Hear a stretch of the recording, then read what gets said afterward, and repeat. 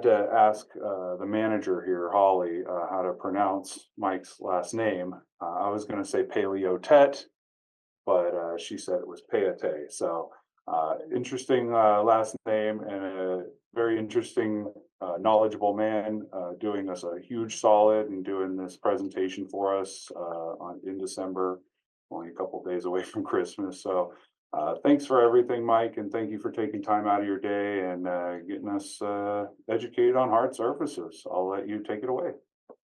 All right. Thanks, Gavin.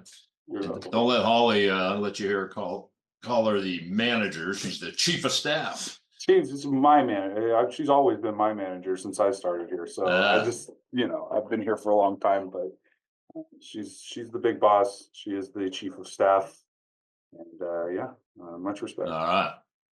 So everybody here, I assume, is signed on and joining this chat to learn more about cleaning hard surfaces, everything but the fluffy stuff, which is something I've been very familiar with and taught and helped create tools and education for.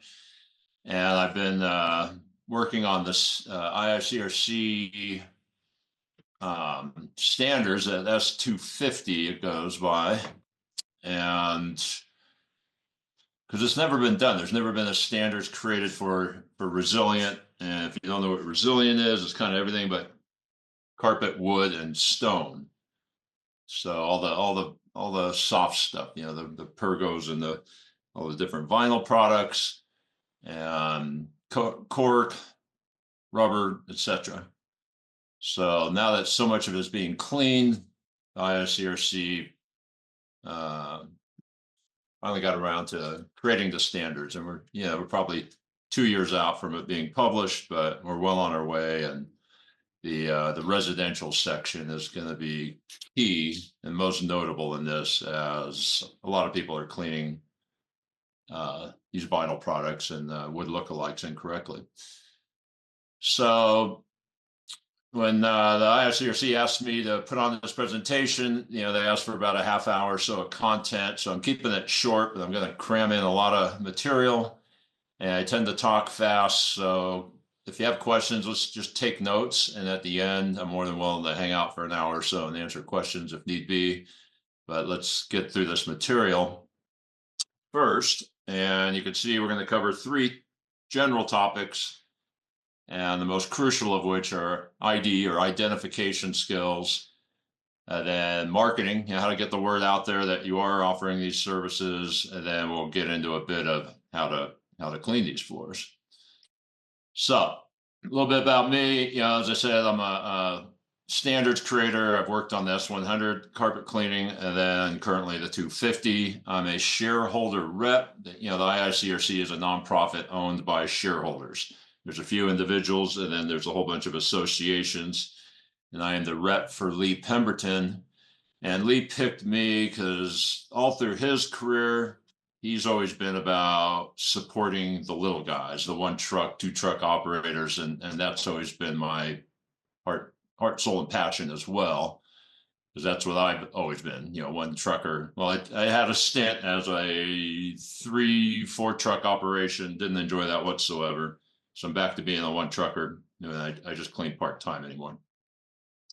I'm also an instructor, not an IICRC instructor, but I put on a 3 to 4, sometimes 5-day course all about multi-surface cleaning, and also working on a more grander, bigger project to strengthen the education for flooring with the IICRC. And I've owned Mikey's Board, which is a traditional online discussion forum, since 2006, I think. 2000. It says 4 on the slide, but I may have been a little premature. Maybe I did my first Mikey's Fest, which is a gathering for carpet cleaners that has grown into something super special that we do once or twice a year.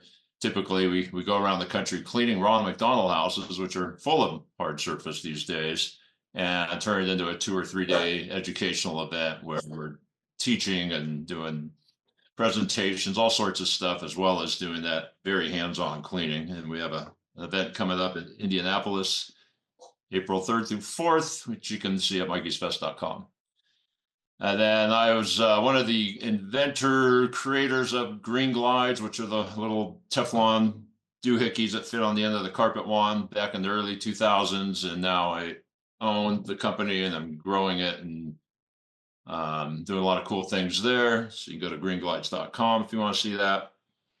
And then last but not least, another real cool thing I did with IICRC a while back when I had about 6 months of dead time because I had a damaged ACL. I created what we call the consumer resources section, which is a whole bunch of cheat sheets to help explain all the typical things and conundrums that carpet cleaners can get into and may not be able to explain properly to the customer. Maybe they're new, maybe it's English as a second language, or some people just don't talk tech all that well. So you can easily access these cheat sheets that explain, rippling in carpet, or why the red stain didn't come out, or the yellow stain, or the fume fading. And there's sections for carpet, hard surface, area rugs, and upholstery. And those are, if you follow that link, once you're logged in, you'll see all those, and you can easily share them as a PDF or through a text or an email to the customer, especially when they're not home. You don't want them to come home and see all the ripples, for example. And you want to give them the somewhat scientific explanation, nothing over their head. We made sure these are all readable and understandable. So it can just save you a lot of redos, essentially, is what this does. So I'm pretty proud of that. And I think it needs more promotion, but there we go. So let's move on. And the cold hard facts. Let's go over this a little bit. 50% of floors being installed these days are some sort of hard surface. Carpet is down, but recently I heard it is reportedly statistically reappearing more and more in certain areas because most people get rid of their carpet because they had cleaning issues, right? Then they buy a resilient or tile floor and it isn't all that easy to clean. There's a lot of false promises from the manufacturers and the salespeople. And in a lot of cases, it's harder to keep clean than their carpet. So they go back to the carpet. And having been in the industry for 40 years, I've seen this cycle turn more than a couple times. But unfortunately or unfortunately, these cold hard floors are being installed in the areas that get the dirtiest quickest, kitchens and family rooms, all the areas that they would call you out to have you clean their carpets 2-3 times a year are now being replaced with the hard stuff as you see in this picture. That it's a killer picture a customer of mine made for me of every floor that kind of imaginable. But we can now clean all of this stuff if you know what it is, how it's composed or what it's composed of, and what limitations you have with moisture, heat, and chemistry and agitation. So once you know what it is, you can design a cleaning method or program that you can easily design something to safely clean all this stuff. When your customers switch to these floors, usually it takes them a good year or two to figure out that it's more than they can handle if they have pets, kids, and mechanic husbands or husbands like to spend too much time in the garage. They're going to drag it in, and it's going to overwhelm their mopping system or their robot. And then they're going to start to reach out to you, or you're going to reach out to them because you might still be going there to clean their carpet, but it's typically, like my house, I only have carpet in one bedroom. Everything else is porcelain tile. And I'm sure you're all seeing it. That's why you're here on this meeting, is because you're seeing your carpet shrinking. And if you look at this little picture here, that's one I took of a vinyl floor after cleaning. And that's how dirty they get. But see how natural it looks on the left side there? Most people don't see that developing over the months or years, and they just think that's the way it's supposed to look. So we're going to go over a little bit, secrets how to unveil that to them and how to present your cleaning offer to them as this Zoom goes on. So again, it all starts with ID skills. And in all my classes, and I've said this a million times, if you can't walk into a house and ID a floor without touching it, asking the customer what it is, or remember in your carpet class how they taught you how to burn carpet or fabric and smell it and touch it and taste it to figure out what it is. I always hated doing that because it implied that I didn't know what it was I was cleaning, and I knew I lost their confidence once they saw me do that. So in my opinion, ID skills is something that needs to be practiced, and it needs to become your full-time passion for at least 6 months, to where every building, every home you walk into, you need to figure out what you're looking at. And with some practice, most cleaners, whether you're new or old, can generally get it down in about 6 months to where you don't have to ask. And there's so many variations of wood and vinyl nowadays. It doesn't matter too much, kind of like area rugs. If you know it's wool or synthetic, and certain countries, certain colors are going to bleed, you don't need to know the manufacturer and exactly what's all those compressed layers are. You just need to know what its potential for swelling is, damaging the top coat, the wear layer, and probably most importantly, what's underneath, what's bonded to that photograph, essentially, what's the bottom surface, and if your cleaning solution gets under there, is it going to swell? Is it going to raise? Because most of these things have something absorbent. And there's a lot of floor products that are made from medium density fiberboard. Unfortunately, it's the same junk they make baseboards out of, and it's very low cost because it's all recycled materials. But when it's exposed to soapy water, it almost explodes. A white baseboard, for example, will within minutes look like cauliflower if your detergent gets underneath it to the unprotected side. Ideally, baseboards are sealed with an impervious paint and silicone, but that's very rare, very rarely seen. Even in nicer homes, they just leave a gap, or they think that the primer that's often applied when you buy it at, say, Home Depot, they think the primers is going to create a seal against that water, which it certainly doesn't. It takes waterproof paint, or be the good silicone, not some kind of a latex acrylic type product that's fails really quickly. They're not meant to get wet. So what I recommend is, and let's go back to this, how can you discuss and sell what you don't know it is? If you have to say, hey, Ms. Jones, what's this floor here? I'm going to charge you $1 a foot. That ain't going to fly. It's not going to happen. So let's talk about your new hobby. And this should start today. And this Zoom will be recorded. You're going to want to watch this again if you have employees, and go over this part and get your employees, your techs, everybody involved in your business that goes into homes on the same page as far as learning how to ID floors. It's so crucial. It'd be like taking your car to a mechanic and he doesn't know what brand it is, let alone what model it is. You're going to trust him to work on it? No. See, you got to know what the floor is, because in a lot of cases, the customer doesn't know what it is. They bought the house, or they just forgot. It's so old. Heck, there's a lot of people buy a floor, they don't know what it is. They just like the color. I'm sure plenty of you have dealt with that.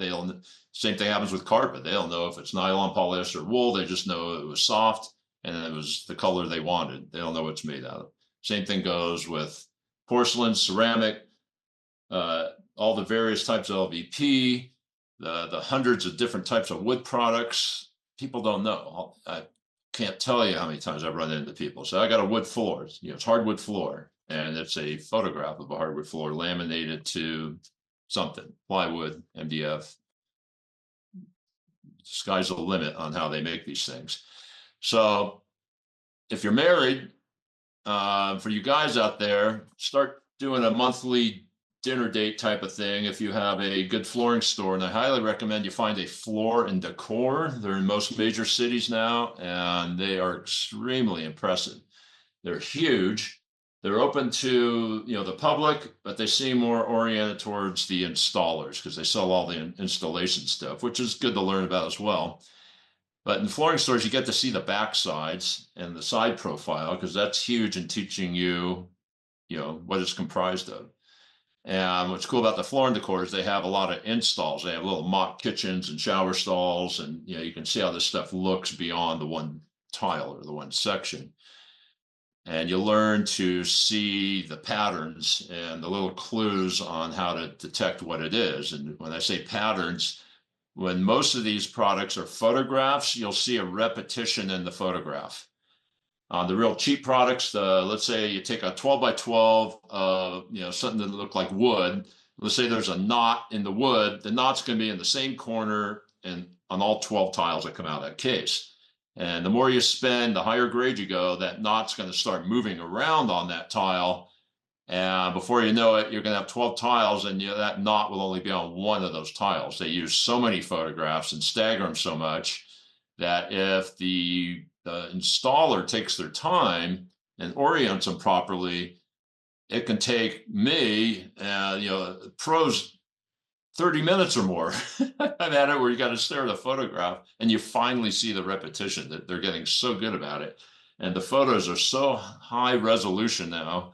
And the coating over that photo is embossed to mimic the grain in the wood or the texture in the stone. It's getting really hard to tell the difference. And even the 40-year pros are having a hard time.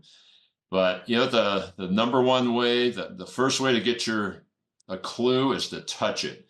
Because only wood feels like wood and only stone feels like stone. And once you go to one of these stores, start feeling things. Don't be afraid to feel them, and don't be afraid to scratch them. Because these things aren't going to, when they're on display, they're not going to be sold. So I never go to one of these stores without a pocket knife or razor blade, because I want to see how they scratch. Because the way wood and natural stone scratches is a whole lot different than how vinyl and porcelain and ceramic scratches. So that's a good way to detect. But when you go into the homes to clean the carpet, study the rest of the house. Don't really let on to the customer you're studying it, but pay attention to it. Sometimes they want to talk about it. Sometimes they don't. Sometimes they know. I think it's my next slide. Let's see. Yeah, we're going to go back, but I really like this. Hey, Miss Jones, my wife would really like a new floor in the living room, and she would love something like this. Can you tell me what you like about it or what you don't like about it, and get her talking about it, and ask her these questions here. What can you tell me about it? Are you finding it easy to keep clean? Is there anything you don't like about it? And then here's a key one. Do you have any extra planks or tiles, which they often do, in the garage or in the basement or in the attic? Ask her to take a look at one, because once you can see the back, it's going to tell you all kinds of things. Not written, although some things are written on, but you're going to see how it's constructed from the side. And then, you always have or you don't always, but you often have the heat register in the floor that you can lift. Always ask for permission, because they've never seen anybody lift their heat register before. And look at the side profile. And nowadays you have your flashlight on your phone, but if you don't bring your phone to the job, it's a good idea to have a little inspection light, real high intensity light to look at that, because they're often in dark spots. So again, once you know what it is, like this green box here, then you can design your cleaning regimen. How you can, how much water, how much agitation, chemistry, and temperature. And here's a picture I took recently. This was at a Lowe's. Just for example, they give you all these little samples for free. You don't want to overdo it. But Lowe's, Home Depot, and those are going to be what you see mostly in your lower end homes, because they're so popular and everything's on sale and it's very affordable. But you can take these little samples and, bring them home and torture test them, put them in water.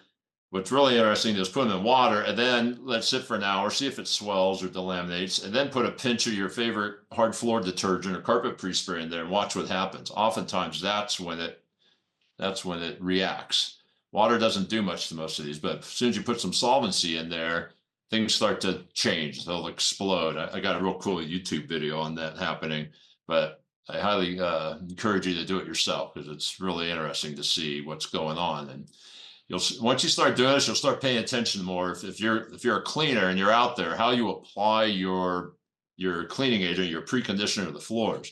Back in the old days, we used to hydroforce spray everything, and we'd spray too much. We'd get ahead of ourselves, and a lot of homes aren't level, and that's your pre-spray, your grout master blaster, whatever it was, would get under that baseboard and cause a lot of damage that a lot of times I know the technician nor the homeowner never notices. But I see it, and when I point it out to people, I try and point it out as fast as possible, so I'm not blamed for it. They say, wow, I never noticed that. And it's oftentimes near the shower by the leaky curtain, or near the toilet, or where a naughty pet lives, because if a cat or dog's lifting their legs, it has the same reaction, causes that swelling. But as you pay attention, you're going to start seeing that same swelling in the gaps between these absorbent planks, you'll see the, what they call peaking, and you'll see it all over. I got a good picture coming up of that, that instance. So these are, some of the things that I highly recommend you clean as a multi-surface cleaner, because nobody can afford to be just a carpet cleaner anymore unless you live in the very, very northern states, Canada, where that's all they have. But it's very few anymore where people don't have ceramic or LVP or all the multitudes of woods or natural stone, cork, rubber. I've cleaned leather floors. And then everybody's got countertops and showers. And while most people don't like cleaning countertops and certainly showers because they're kind of disgusting, it's kind of a danged if you do, danged if you don't. Or, if you don't do it and the next guy who comes and gives an estimate does do those, you're going to lose the bigger picture. So there's ways to do it. We can discuss that later. I got a written manual on it. We teach classes. There's a few people that educate on showers and counters, especially stone counters. But it's kind of all part of the bigger package. So it just comes with the territory. Before we move on to stage 2, again, just out, if you have questions about this, the ID part of it, I think I covered it all.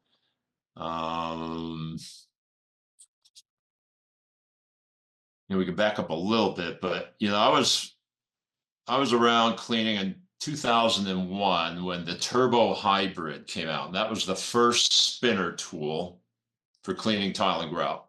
Because carpet cleaners never, in my world, my carpet cleaning world, we never thought about cleaning anything other than the carpet. There was so much of it back then, and that's how we market ourselves. But as you're part of the reason you're here is you're seeing that shrinkage, literally and figuratively, and you're seeing all these hard surfaces moving into other, the high wear areas in the house.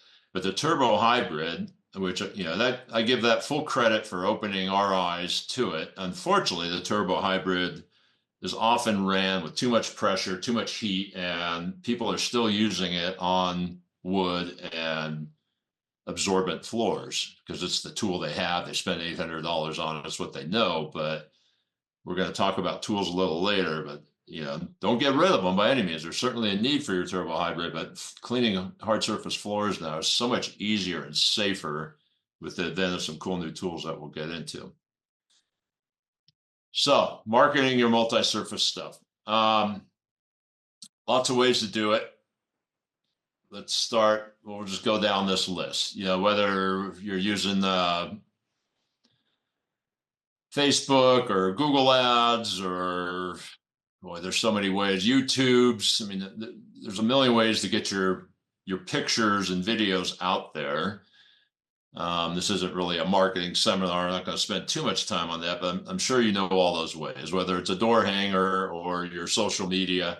But make sure you take good before and after pics. Always take befores when they're dirty, because you never know when the afters are going to be dramatic enough. And if you're not the one doing the cleaning, encourage your technicians to do the same thing.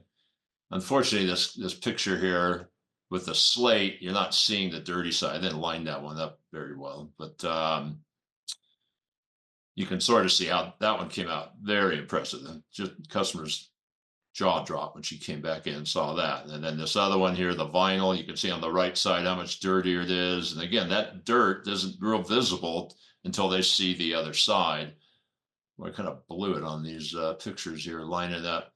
This other one was a little coffee shop I did in the lower picture. This was a basic strip and wax, which, there's not a whole lot of strip and wax being done anymore, but you should know the basics because that too has gotten real easy. There's a way to dry strip floors where you don't have to deal with the old butyl degreaser stripping agents that just killed your lungs and your eyes, everything else. You can use what's called a surface prep pad to take down enough of the acrylic coating to get the scratches and blemishes and dirt out. You scrub it down with water with your 175, rinse it with your wand or portable, what have you, and then just apply the wax back on. And customers love it. And because nobody's doing it anymore, you can certainly charge more for that service because it takes a lot longer. There's other pictures at an event where this was the first time in the history of the Austrian, Carpet Cleaner America, CRB, that we used it on a real wood floor. This was at one of my events, Mikey's Fest in Phoenix, where we had to clean a wood floor in the lobby really quickly because they need to get their customers on there. And we figured out you could use compound and a CRB to clean wood without any risk. There's no moisture, and it did just an amazing job. And since then, that was quite a few years ago, that company and a lot of others have really done some amazing stuff with that process. You can see that compound there on the trim of that rug. That was a Zeisel rug. We always use the compound on that too, but that's a really cool process. And on my YouTube channel, I have other videos about that process. But I guess with that, you can clean any floor with as long as you can control the moisture, and that's kind of the last resort is using compound because there is no moisture with it. Let's get back to the marketing. And that's where I put that picture there. But brag about your investment in education and equipment. When you go to a class, you get certified, and you have experiences. Take pictures and share about that. Whether it's through your email, your website, social media pages, and your blogs, big time blogs. When you have a blog on your website, you add content once a month, it keeps the website crawlers coming back, and these types of services that you want to promote are far more likely to be found in a Google search if you're always adding fresh content. But if your site is stale and stagnant, never changes, those Google bot crawler, whatever you want to call them, they stop coming back because there's no reason to come. Nothing to see here, sir. Keep moving. So add this type of content, even if it's just a picture and a short blurb, with some hashtags for the cities you want to work in and the, tile cleaning, LVP, luxury vinyl plank, put those hashtags and just spell it out what you want to do. And those are all going to help you grow these services. Definitely recommend keeping track of what your customers are changing in their floors with your CRM, your customer management system. Keep notes on their profile so that when they call in the next time to get their 2 rooms of carpet clean, you have a note there where your phone person or you can mention, hey, I noticed last time, you got that new vinyl put in your living room and it's been a year. Would you be interested in us doing a demo? And do lots of free demos. It's so easy to do nowadays. Get them thinking, that maybe what you can do is better than what their Swiffer mop and their Roomba can do, which always is. I have one of those things. I think the little robot's fascinating, but it only does so much. So start presenting it that way. If you're sending out a prep email, which I highly encourage for a variety of reasons. One, if nothing else, it's just a reason to get their email. People are always reluctant to hand it over because they don't want you spamming them. But if you give them a reason when they're booking their first job, say, hey, I'd love to send you some info on how to get your house ready for our visit. If I could get your email, and they give it to you without even thinking about it. If you tell them, hey, I'd like to get your email so I can send you coupons in 6 months, they ain't handing it over. So in the email, after you tell them how to get the house ready, and if any of you are interested, I have a time-tested email that I've shared a million times. If you get a hold of me, I'll share it with you, but it works really well. You'll show up at the house, you think they almost moved out. Everything's out of the way. And I've never had any resistance to it due to the way I word it, and they understand it. So yeah, mention it when you're booking appointments, and then if you don't have a super busy day, offer to clean a room. It doesn't, we'll get into it, the hows and whys of it, but it doesn't take much time to clean a kitchen or an entryway or in front of the couch on most of these products. And once you understand what you're doing, you'll see it's so ridiculously easy. You're going to want to start giving away, especially to the people that are more affluent in their communities, but also more, what's the word? They have more reach. They're more well-known. And if you guys pay attention to the neighborhood blogs like Nextdoor and all the neighborhood deals in Facebook, which I highly recommend you participate on, it can be a little painful because a lot of it's just neighborhood chitter chatter and complaining about the price of rutabagas or whatever. You get a good feel of your community, and some communities are so large they'll have one for every square mile, and some of them have one for every little intersection. They get micro because anybody can open one. But join some of the bigger ones that are active, and you'll soon see, once you're a member, type in the words carpet cleaner, for instance, and you'll see that in most cases, every week, somebody asks, who's the best carpet cleaner? Who's the cheapest carpet cleaner? Who's the most experienced? They add some little thing to it. And I know in my area, when somebody asks that question, my company name shows up every time. And some guys never, and you can see, who's hot, who's the popular company in town. And what happens is, some people know how to use the search button on these things, and they'll just type in carpet cleaner. Then they, like in my case, they do that. They're going to see my name so many times. They just go, well, this is the guy. He's the only one, appears to be the only cleaner in this area, even though there's probably 30 in my little valley here. But most of them won't allow you to go on there and pimp your company maybe once a month. I see some of them do. They'll have small business promotion day and you can offer a special or just drop a link to your website. But I highly encourage you just to be a interactive member there and talk about whatever it is, that's going on. Hey, the county fair is this weekend. Here's a coupon, or somebody asks a question about, who's the best lawnmower guy in town or whatever. Just participate enough to where people start to see your name, and don't be afraid to be a little outstanding on those things, be funny within reason and post funny things once in a while or valuable things. And people will start clicking on you to see who you are. And somewhere on your personal profile, there should be some kind of indication that you are a carpet cleaner or a multi-surface cleaner. So don't hide it, but don't overly promote it. Hopefully that makes sense. But again, if you have questions about that, I can give you some examples, but don't be afraid of social media. You can't be anymore. It can be a huge time waster. And, I guess the golden rule is don't talk about sex, politics, or religion on social media. Make sure your pages are very G-rated. Don't get into that. Because I got a carpet cleaner here in town. You go there, and you see them beer bonging and fighting pit bulls and showing off death metal tattoos, and it's like, holy moly, dude! And who's going to call you showing all this? So keep your social media presence G-rated by all means. If you need to get rowdy with one, create another one that doesn't have any indication whatsoever, including your name, of your other life. So, come on, QuickBooks, or what do you call this thing? Charge the same as carpet. Now, nobody wants to hear that, but let's think about it. They pulled the carpet out of the bulk of the house, and you want to keep coming there and cleaning the house worth of floors, right? You used to have let's say you had a $400 job average because you did the living room, dining room, hall, maybe the staircase and the bedrooms and whatever your average was. And now you have 2 bedrooms left, if that. So if you want to get your average back up, charge the same as carpet. They've already proven that they will call you once, 2, 3 times a year at that rate, whether it's 50 cents, 30 cents, whatever. But most of these floors, if all you're doing is cleaning, in almost every case, it's quicker than carpet. You don't have to do a bunch of dry strokes. You don't have to pre-vacuum. You're not going to deal with wicking and stubborn stains. It's so easy to clean that if you want to stay busy, bring your job average up, charge the same as you've always done with carpet.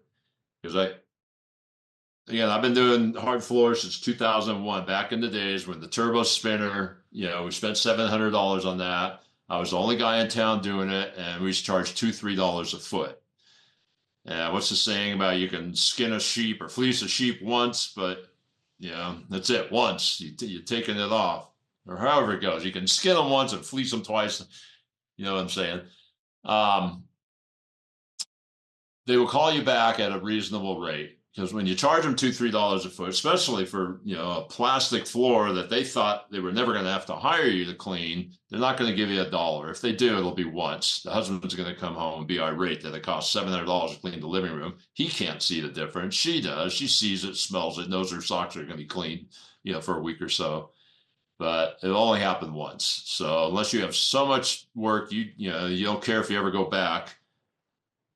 Figure out this method that we're going to talk about and charge the same rate. Your rate should be profitable no matter what you're cleaning. And you shouldn't, in my opinion, you shouldn't have to rely on add-on sales such as Scotchgard, deodorizer, um, coatings, or anything else to make a real profit. You know, I know there are a lot of companies that charge $9.95 a room to clean carpet, and then they have to sell uh, all those extras in order to make money. I really don't encourage you to just run your business that way, because most people don't need add-ons.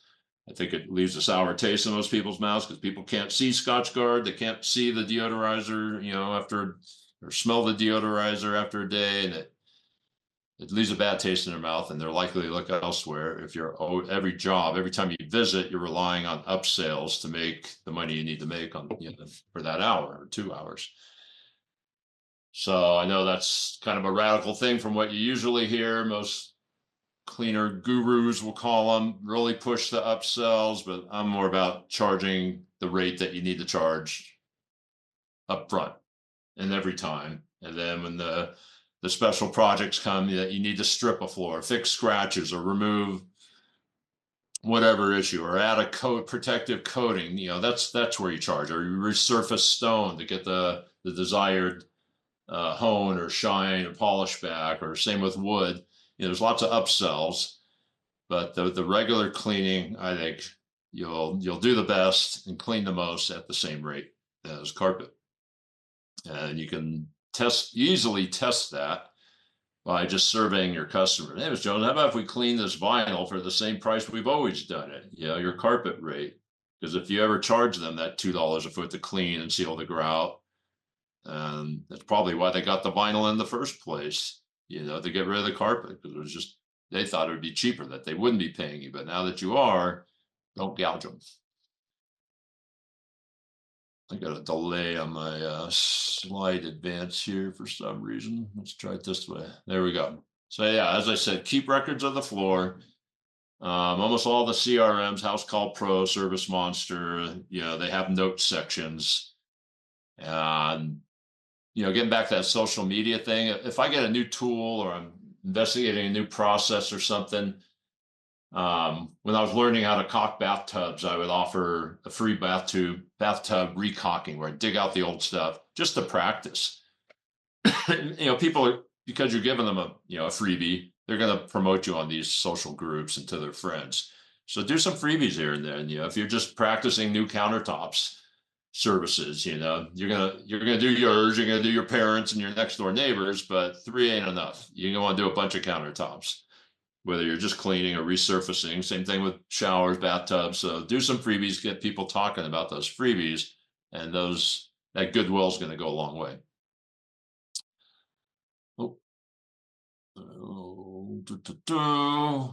So where we at? Gone over half an hour, so that's good. We can handle that. Again, if we have questions, we can get to it. So let's talk about the tools of the trade. This is about, I don't know, 5 years or so ago, I created a brush glide, or a hard surface glide, that clips on to a lot of the popular carpet cleaning wands. Because at the time, I didn't really like any of the wands out there. They were too hard to use, or they caused damage in the form of streaking or blowing out grout, and they're just real messy. So I created this little gadget that works really good with certain wands, and it sped up the process, and you didn't have to carry around the other wand. But more recently, there's been some changes with other wands that have gotten even better, so good to the point where I probably wouldn't have bothered to clean or develop those clip-on glides. But there's still a use for them, that I was actually going to do a video probably this weekend discussing that. So if you don't follow me on YouTube or Facebook, you can reach out. But that's both of those are great options to have for rinsing floors. So here's the basics that you need. If you're not doing it yet, you need a truck mount or portable. Can you do it all with low moisture? You sort of can, but you're going to reject a lot of work, and there's going to be a lot of areas you can't get to, corners and edges. And while some floors do react well to like an OP machine or one of those CRBs, you're going to be very limited, just as you are with carpet. You're going to turn away a lot of work. So portables don't cost much. If you are a low moisture company, get I don't know, something that goes up to about 500 psi, and you can clean most anything with just that. The days of thinking you're needing 15 or 2,500 psi, unless you're cleaning restaurants, you really don't. Especially modern floors are so darn easy to clean anymore because they're non-absorbent. Even the grouts become non-absorbent on most new installs. You're going to need a flat mop, meaning the swivel blade, the aluminum head. Some are plastic, and then a variety of the different microfiber pads and mops that attach to those. I think I got some links at the end, but there's some cool companies that sell that stuff just dirt cheap. I think everybody should have a CRB on their truck for scrubbing this stuff, especially the little 10-inch. And then a lot of people think that they need the stiffest, thickest brush for scrubbing tile and grout and all that stuff, but it's actually the opposite. You want the softest brush with the thinnest, slightest denier, they call it, tiny little filament that gets into that faux wood grain. That stuff is so minuscule, you barely can even get your fingernail into it. So if you have greasy soil lodged in there and you scrub with a stiff brush or your 175 or your oscillating pad machine with a flat pad, it's not going to get in there. And you'll always want to try and blow it out with pressure because that can create issues. So the white brushes for the Austrian CRBs, the Asian CRBs, I don't know their color coding system, but just make sure you keep the soft brush on hand, as well as the medium that comes with those machines. And then there's a hard surface wand is invaluable. It makes everything so quick and easy. Green Glides, myself, I've developed what I think is, well, I think I know is by far the best one of its kind. It's a 12-inch 2-jet that it's super fun to use. It's super effective and just so tidy. The customer will be watching and they won't be able to tell you're using water underneath. It extracts so well. No rinse cleaner is going to be what you use primarily, a neutral pH no rinse cleaner, which doesn't need to be neutralized if you're rinsing with soft water. If your water's hard or you're running, you don't want to run a detergent, but I actually rinse mostly with a low pH, not super low, but like what you call an all fiber rinse. It's kind of like that when you go to the car wash and you hit the spot free on your dial, spot free rinse. It's just a mild acid that helps break down any cleaning agent leftovers, any residue, and probably more importantly, any hard water deposits. You can use pretty much anything but an acid sensitive surface, such as a polished marble. But the rest of the time, I'm always running all fiber rinse. And those are available in powder form, liquid form, and look for somewhere about pH of 4 or 4.5. And then various brushes, the types of hand brushes, grout brushes, the chiseled edge brushes. You're going to do a lot of what I call pole work. The goal is to stay off your knees. So start collecting different brushes for doing this. I got pictures and I talk a lot about it in a manual I wrote with my friend Brian Thompson, who's another hard surface guru, and I think I got links to that later. And then your additional chemistry. You're going to want stuff for grout acids, let's say, and real gunky, horrible grout. Something high alkaline that's designed for that. Different spotting agents. I don't have time to go into all of that, but I do have videos. And then, if you have more questions too on a technical nature, you can go to mikeysboard.com and all these questions have been asked 10,000 times. So use the search feature and you'll find everything many times discussed over and over in regards to chemistry.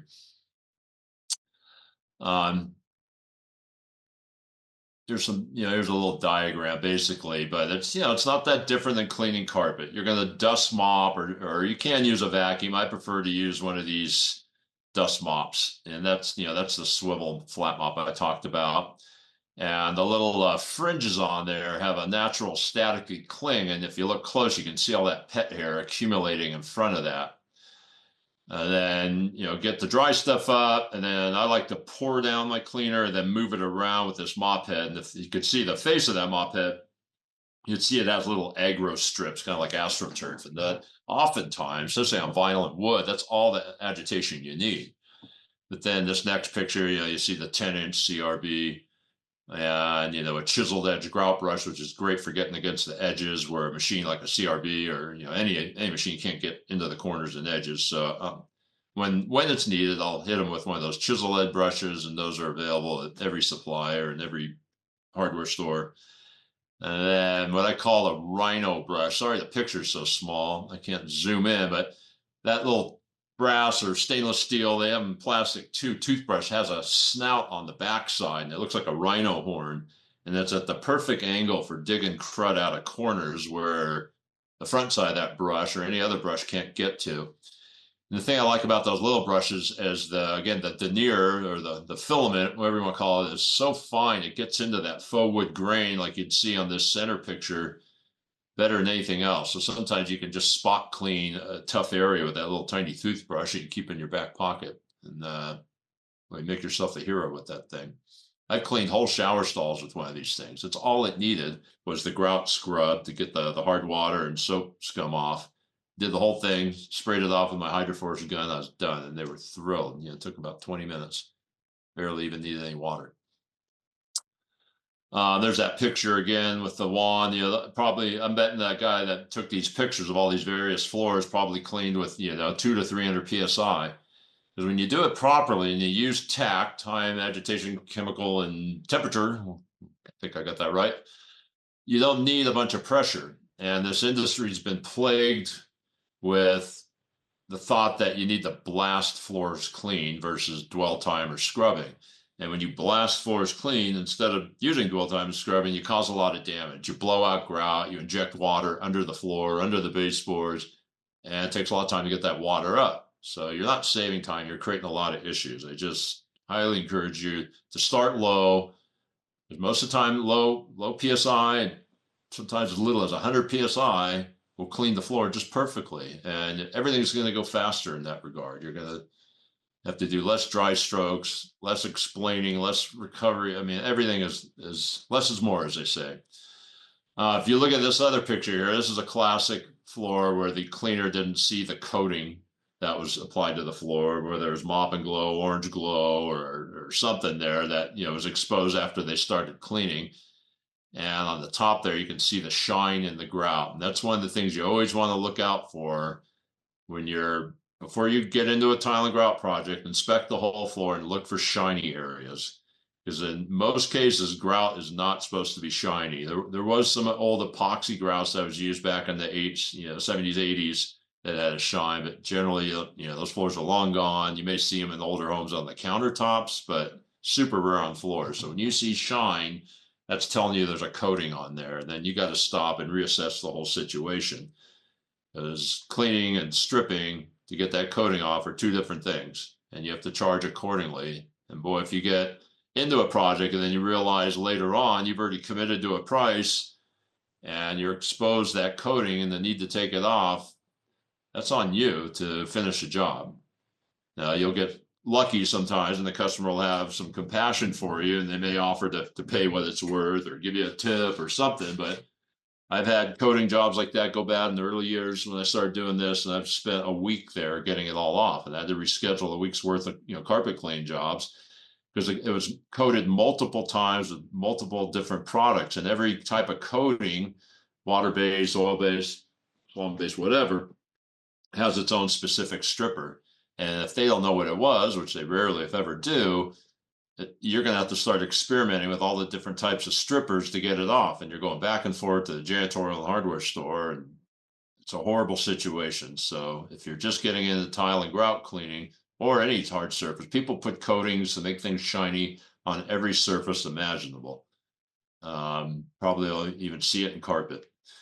But one of the issues we have with getting into multi-surface is, unfortunately, a lot of carpet vans are set up with little to no storage areas. There's no room to keep stuff. The hose reels, the 3-tiered shelf, and the truck mount, maybe a vacuum cleaner take up all the space. So I've written a lot of stuff about it, a lot of videos on it, how to design a van so that you can clean everything. But you got to create, shelf space and room for big Tupperware totes to store all this stuff.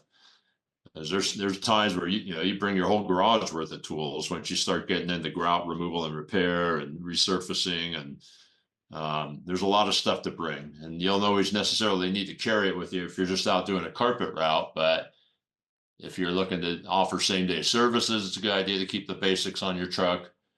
And if you're going in to do a floor, come prepared for the worst. Come, always keep stripper on your truck. For one, doing inspections for testing if there's coatings, or two, if you run into it on a job, you can get it off.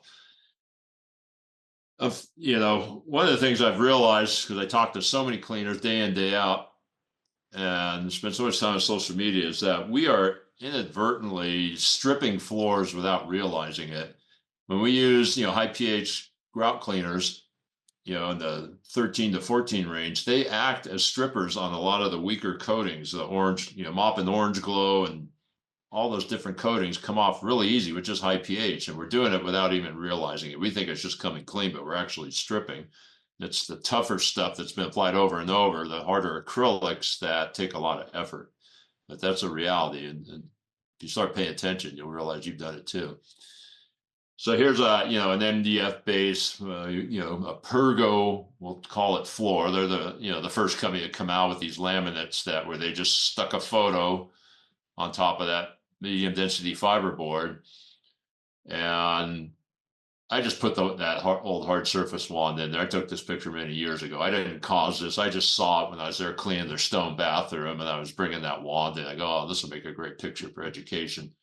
It's just an empty house. But if you go in on one of these floors and there's still tons of them out there, and you clean 400 or 500 PSI, and there's gaps in the floor, and the glue that was installed between all those tongue and groove seams is gone or cracked or failed, you're going to create this in the floor. And you better have good insurance. And actually, if you created this, your insurance probably won't cover it because it's really gross negligence. It's not an accident at this point. That's how they're going to look at it.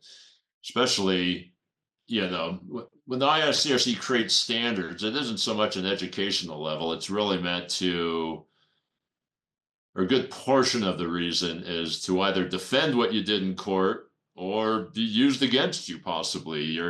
Whoever's suing you for ruining their floors are going to refer to the standards and ask you to describe or show your method. And if you went against the standards, and on this resilient committee I'm with, there's almost every manufacturer is represented in this, and they want it to be known not to use high pH, high chemistry, or high heat to clean these floors. And I agree with them. You don't need it. And you need to know how to stay out of trouble, because if you create something like this, you might want to keep 40 grand stashed, because that's bare minimum to refloor a whole home, where you have to move the customer out, pull their baseboards, and put it all back together with new floors. It ain't cheap. 40 you'd be getting off easy. You could easily get to 100 grand on a full home if you ruin those floors. So if you can never get your ID skills down to where you can confidently create a safe cleaning regimen, stick to carpet. Some people just don't have it. They don't have the observational skills or detective skills to figure it out. So don't take chances with this. If that's you, stick to carpet, because it's pretty hard to ruin a carpet. You can over wet it, piss people off. You can brown them out. Can't really shrink them anymore. But carpet can generally be fixed. But if you swell a floor, blow their grout out, or acid etch a polished marble, you're going to be in a lot of trouble. So make sure you know how to properly ID. If you can't, then don't do them. Don't take chances. So I was saying how easy it is, and it really is. It's once you can do it. It's we went over those steps there where you're going to mop it down, you're going to scrub it in, you're going to rinse it with your hard surface wand in most cases. You can keep your spinner for tiling grout if need be, but the wands get close to the edge. They get under the kickboards, that left picture there. Everything is better for most resilient than using a spinner. And a lot of people don't know it, but a spinner needs at least 700 PSI to keep the bar moving. And 700 is most of the time, 600 too much. But I see people doing it because they've gotten away with it. And gotten away with it meaning the customer didn't notice the swelling or streaks or swirls or something they created. But you're not going to do very many hard surface floors other than tile and grout with a spinner and not create damage. Whether or not it gets recognized, that's another thing. This picture here of all these different floor machines, I think you should have at least one of them on the truck, but you got a CRB. You know, a lot of you guys have Cymexes that were so popular back in the day. They can be used for scrubbing most any floor. You know, they're big and cumbersome, but they're a heck of a scrubber because of how heavy they are. And, you know, and you can put most any kind of pad under those 3 discs. And, you know, this is an OP machine, which is, you know, just like a 175, but it oscillates and makes different patterns. So it's quicker, it's more effective, and you can put any kind of brush or pad under those. Or worst case, you know, you get a $500 used 175 floor machine from a used tool or Craigslist or Facebook Marketplace, or you spring and buy a new one that they used to be $500 not so long ago. Now they're about $1,200, and you can get one with or without a tank. The tank makes it awful easy to keep the floor wet. You know, most of these floors you want to keep them wet till it's time to rinse. But they're invaluable for deep scrubbing and the inevitable floor that you're going to have to strip. It's really hard to strip by hand, you know, quality coatings. You need that 100-pound machine to get it off. And yeah, CRBs are horrible at stripping because they just don't weigh enough.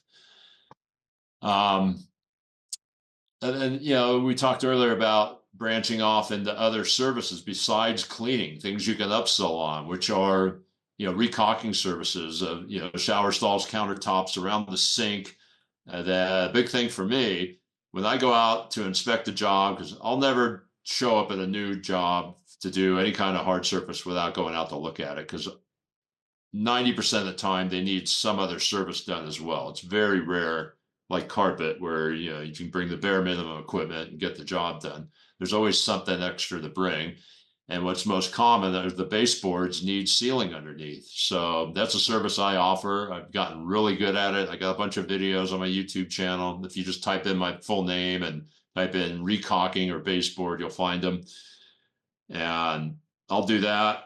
You know, the part of the estimate, I'll come out, you know, later on, seal up the baseboards, and then let it dry for a couple of days, and come back and do the cleaning. That way, I don't have to worry about, you know, my cleaning agent getting under there and creating a nightmare for myself. But customers will pay very well for that service, and it's just use your knees on the caulking gun, so you don't need to be greedy. I generally charge $100 an hour because I can do a whole home, you know, in under 2 hours. I've gotten so good at it. So a little practice, and it's real easy to practice caulking. You know, your home's full of areas, and you can always just go get 2 pieces of laminate or plywood for that matter. It's easier when they're smooth and painted, but just put 2 surfaces together with some hinges or L brackets and practice removing and applying it. And I got a ton of videos on that whole process.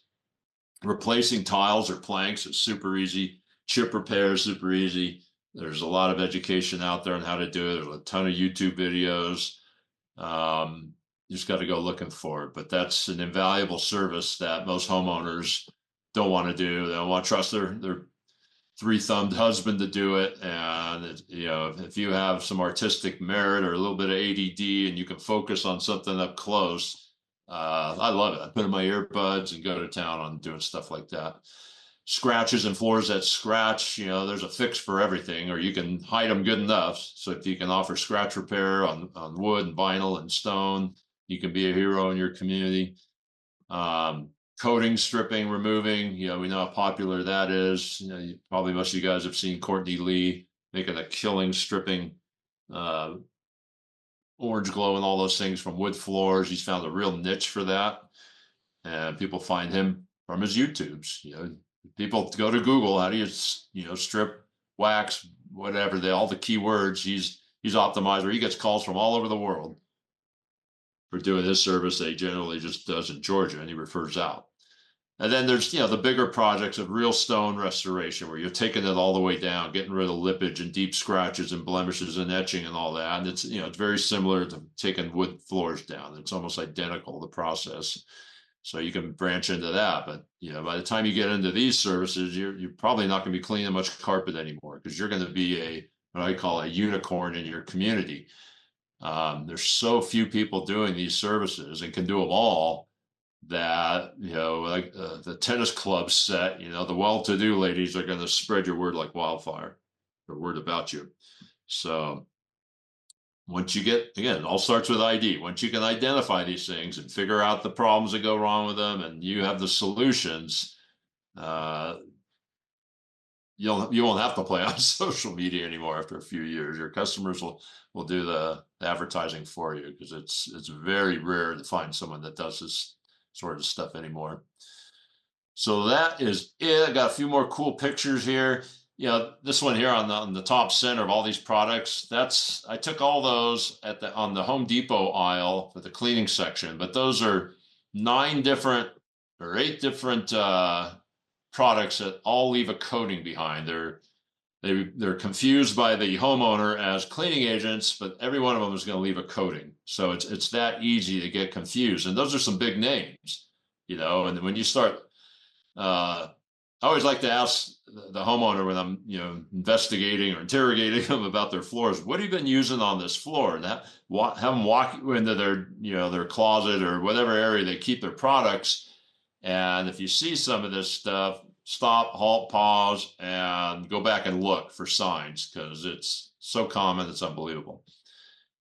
What do we got here on the far left? That's a shrunken Pergo floor that was mistakenly installed in the, you know, the early days in a restaurant here in Nevada, where everything shrinks. All plank floors shrink out here unless they're acclimated for like half a year. So it's a big concern. There's terracotta here, this orange tile. That's actually at the Ronald McDonald House that we're going to clean in April. So if you want to come learn how to strip floors, never seen it done, and there's all kinds of floors at that house: wood, tile, there's terracotta, tons of carpet, upholstery, rugs. And it's a real hands-on event, so it's a great opportunity. Again, you can find out more about that, MikeysFest.com. Here's a little bathroom where sometimes just better is worse, or better is back up. Better is acceptable and good enough. This is a, you know, rental situation. Yeah, it still looks rough on the right, but look how much better. They didn't want to pay for replacing the floor. They got a stingy landlord, and I just got all the gunk off that floor by stripping it and recoating it. And, you know, most people would walk into the picture on the right, not even notice the issues. You know, I see some shrinkage and staining and chipping, but compared to how it looks on the left, huge. Slate floors, I don't know about your area, but slate is just impossible to clean for the average homeowner. The mops won't move across it, and they're Swiffers and they're robots. They do nothing to it, so they gunk up big time. And that picture there on top is just where I moved the area rug, and that's how I sold the job. They never lifted under the rug. I said, "You can point this out to you here." I was doing some furniture or something, and they saw that. Oh my gosh, when can you come back to clean it? And then that's the aftershock below.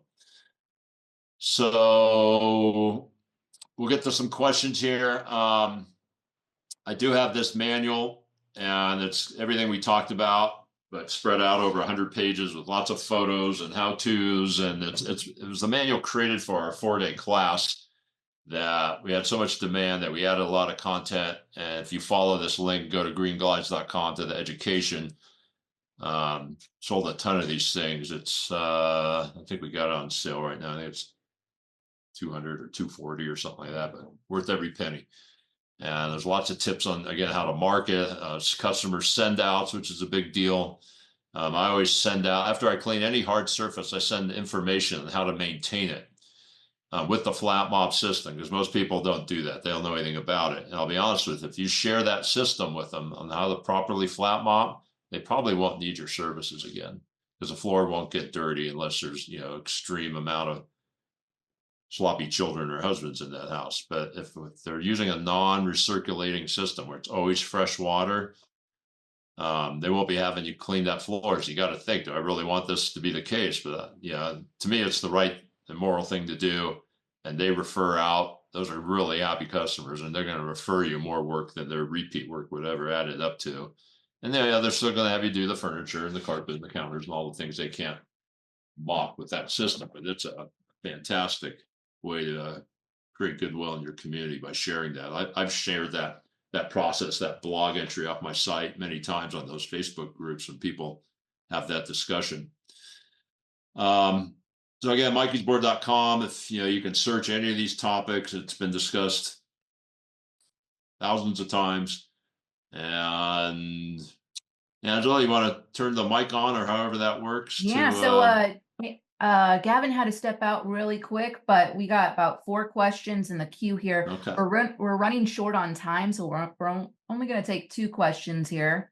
Uh-oh. I'm going to read them to you, Mike. So we got a question here from Christopher Compton. Sometimes I run into porcelain or ceramic that has a powder that comes off when I'm doing a blade test. What do we want to say about that, Mike? If you're scratching too hard, you could be taking the wear layer off, but if it's on the tile and not the grout, and it's a powder, it's either the wear layer you're going too hard, or it's a coating residue on there. But that's highly unusual. So you don't need to scratch too hard. There are a lot of really faulty porcelain tiles out there made overseas, and I have a very long thread about that because it's a huge problem. You almost can't even call them porcelains anymore because the coating on those floors, it really isn't much more than a wax or an acrylic coating.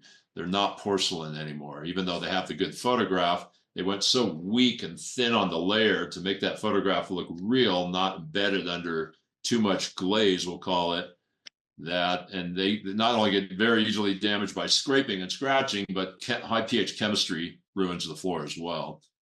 If you go into Mikey's board, I think just in the main cleaning room, there's a very long discussion with a lot of notable people participating, so you can learn more about that.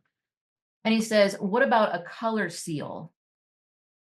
Boy, I could talk for 5 hours on my thoughts on color seal, and I have. I've done acres and acres of it, and I think it's a good way to hide permanent staining, but I don't believe in it as an upsell because it always fails dramatically. Grout's not meant to be painted, and I don't care how tough they say that it is, it's going to fail. So if there's issues with the grout, I'm more about replacing the grout and doing it right. I'm not a big proponent of color sealing. To me, it's dishonest, and you have to oversell it to overpromise it. But it is a good small problem solver in right instances. And you can, again, mikeysboard.com, type in color seal, and you'll see endless discussions about it. Okay. What you got? Well, sounds good. I think that's where we're going to stop right there and wrap up the webinar. Awesome. We want to thank Mike for joining us. Excellent job, Mike. I'm sure everyone's going to go home and clean their floor. I think you gave them enough inspiration there. So, yep, we're going to send out this webinar to everybody, including those who couldn't make it later on today. So you'll get a copy. Our next webinar is January 16th at noon Pacific Standard Time. Our webinars are always the 3rd Thursday of every month, just so you can mark it on your calendar. Once again, thank you so much, Mike, for joining us. We're going to wrap it up there. And happy holidays and Merry Christmas to everyone. Thank you very much. Thank Bye, you. everyone.